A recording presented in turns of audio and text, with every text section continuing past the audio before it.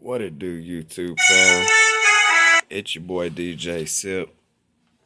I wanted to come at y'all today with this right here, man. I just seen this an hour ago drop on the news, and this shit's serious, man, because we thought that all this was over with, this coronavirus. Man, it's just getting started.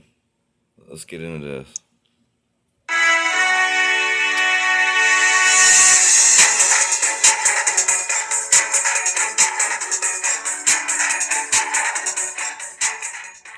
Hello everyone, I'm Lana Zach. Thank you for joining me. The highly contagious coronavirus variant, first identified in South Africa, is now in the U.S. 2 people have been infected in South Carolina. Neither had a recent travel history, and early data from the CDC suggests this strain may spread faster than others. The variant, discovered in South Africa, along with 2 others first detected in the UK and Brazil, are raising concerns about another possible surge in cases. Infections here in the U.S. are quickly approaching 26 million, and the death toll stands at more than 432,000. Now, this shit right here is getting for real, y'all. So, everybody out there just needs to be safe, man, and take extra precautions, when you go out. Because, we went from one coronavirus to another. So, y'all just be aware. The Biden administration faces mounting pressure to get more Americans vaccinated. More than 26 million doses had been administered as of Thursday morning, but officials say in every state that they are running out of shots. And experts with the World Health Organization have been released from quarantine in Wuhan, China. The team will lead an investigation into the source of COVID-19 at Ground Zero. Mola Lengi leads us off with our coverage from New York City. Tonight, South Carolina's governor is telling residents not to panic after 2 cases of the highly contagious COVID strain, first identified in South Africa, were detected in the state. South Carolina now ranked 2nd in the nation for new COVID cases per capita. It's yet another reminder that the fight against this deadly virus is far from over. 2 adults with no recent travel history and no connection to each other tested positive for the variant in different parts of South Carolina. Former CDC Director Dr. Tom Frieden. Here's the bottom line. The more uncontrolled spread of virus there is in this country or anywhere in the world, the more likely it is that strains will emerge and spread which are either more infectious or potentially even more lethal. The race to get Americans vaccinated is growing more urgent each day. But tonight, reports that an additional dose can be squeezed out of Pfizer's vaccine vial are being tempered by a shortage in the special syringes needed to do it. We're solving for problems as we go. Pharmacist Jessica Daly is vice president of EAR, a healthcare company that streamlines medical supply purchases for thousands of hospitals and health systems. Within the Pfizer vial, the expected number of doses is 5, but if you have the right equipment, you're able to pull out a 6th dose. So we're continuing to see challenges for our members in securing those specific supplies. And now this. Researchers from the National Institutes of Health found that expectant mothers who experienced severe COVID symptoms had a higher risk for complications during and after pregnancy, including cesarean delivery and preterm birth. And we learned today nursing home deaths in New York may have been 50% higher than reported, according to an Attorney General report. And the toll the pandemic continues to take on families was illustrated in this tweet by Phoenix-based surgeon Argavon Salas. The caption, "Here are the folks I've cared for with COVID who have died, big stack, and survived, little stack, in the last 2 months." When we see statistics like 3,000 people have died or 4,000 people have died, honestly, I think at this point people are pretty numb to that. And I thought it might be helpful for people to see what happens when patients are in the ICU. Pharmaceutical firm Novavax says their new vaccine works well, but is particularly less effective against that new South African variant of the virus. Lana? Mola, thank you. For more, let's now turn to Dr. David Hirschwerk.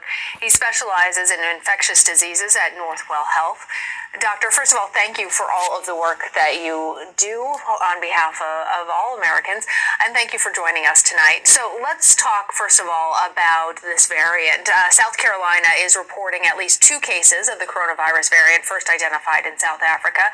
Neither patient, as I mentioned previously, is believed to have traveled recently. So what does this tell us about the new threat that this strain poses? Right. So it makes it likely that there's a significant amount of the virus that's already in the U.S. and that, it is in the community already at this time. The fact that these individuals did not travel, they have no relation to each other.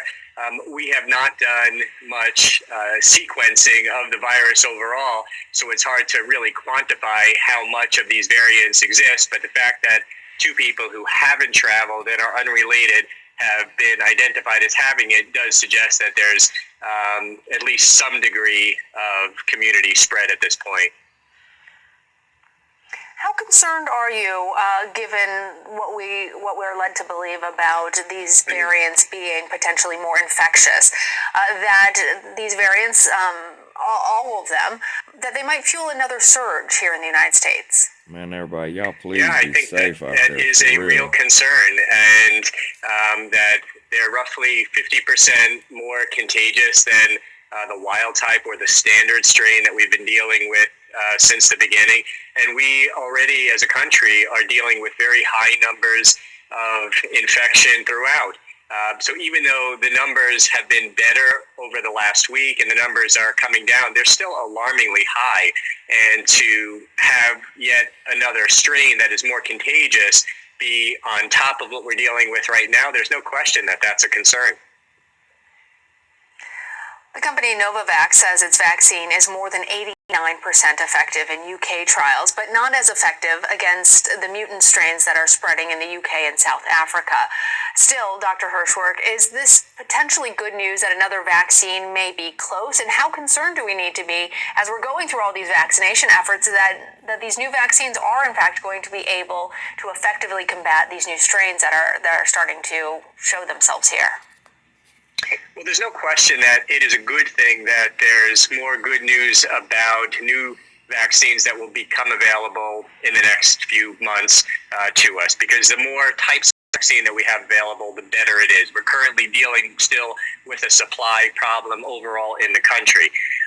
It is not a surprise that the degree of effectiveness is less with these novel strains compared to the standard strain of virus, because the initial vaccinations were really designed based upon the spike protein from the original strain. So as some of these strains evolve and mutate, and there are newer strains, it is not a surprise that the current vaccines may not work to the same level. However, they are still effective, and even if the vaccine is slightly less effective, that could still mean the difference between somebody becoming very sick and just becoming minimally symptomatic. So I think that there's still a lot to be optimistic about the current vaccines, but again, I think that it is something that would be expected, that the vaccines are not quite as effective as they are with the original strain. Would we then be looking at booster shots or another type of vaccine for people who potentially are being covered by vaccines that are less effective against these strains? Yeah, so Moderna has this week reported that they do intend to develop a booster to study, so that they are hopeful that they'll have another tool to provide additional effectiveness against these novel strains. And I think that is what we will likely see, is that as the pandemic continues to evolve and we are seeing different strains emerge, that the companies that produce the vaccines will continue to adjust the vaccines in a way that retain a significant degree of effectiveness. Because again, even though there was 95% effectiveness with the Moderna and the Pfizer vaccine for the standard strains, even if we get to the point where we're dealing with strains that are, let's say, only 70% effective, again, that still could mean the difference between getting severe disease and mild disease. Ultimately, that's really what you're trying to prevent. You're trying to vaccinate enough people in a safe fashion to prevent them from getting disease severe enough that it makes them so sick that they have to be hospitalized and, really other significant health problems occurring. That's a good reminder. That is not merely a blanket vaccination to keep you from getting sick at all, but even if you do get sick, that it might help to lessen the severity of the illness.